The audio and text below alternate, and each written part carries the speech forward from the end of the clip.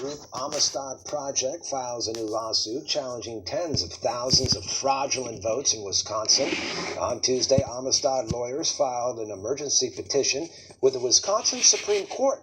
Now, the group says Wisconsin election officials repeatedly violated the state law, including their failure to ID the voters who requested an absentee ballot. As a result, at least 150,000 ballots cast in the state turned out to be potentially fraudulent. Amistad Project adds if Wisconsin invalidates fake ballots, Joe Biden will likely lose his reported lead of 20,000 votes.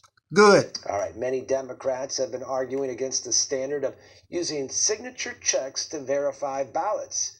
However, it seems that Barack Obama used this tactic to successfully win his Senate race back in 2004. Here's One America's Jack Posobiec. In the 2020 election aftermath, many Republicans have been arguing that in several states that instituted massive mail-in ballot provisions, they were also unilaterally dropping the standards for these provisions. One such standard that usually leads to a specific rejection rate is that of signature checking. In states, a signature check is seen as an identification verification on potential voter fraud, as the person signing up for the ballot will have their signature checked against one that is on file. Democrat lawyers have been arguing against the standard in recent elections, and in many of the new recounts, these signatures have not been checked through an audit, even though Republicans are for them. But Democrats are no stranger to demanding signature checks. After all, this is exactly how Barack Obama first won his state Senate race back in Chicago.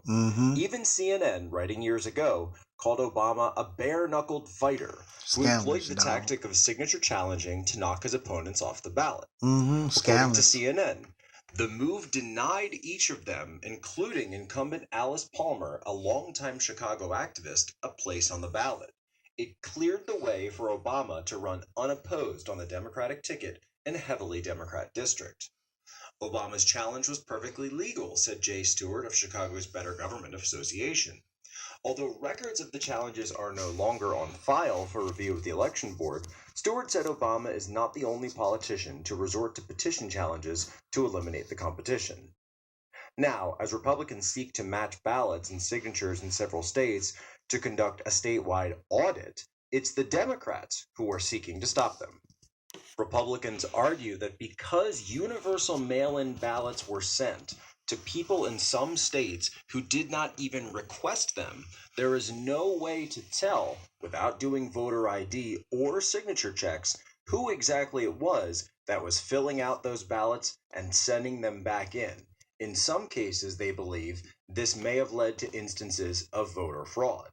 In other cases, they say there's no way to check because they're not even looking at the signatures. Democrats should know. After all, their own former president used this same exact tactic. For One America News, I'm Jack Posobiec. Yeah, buddy.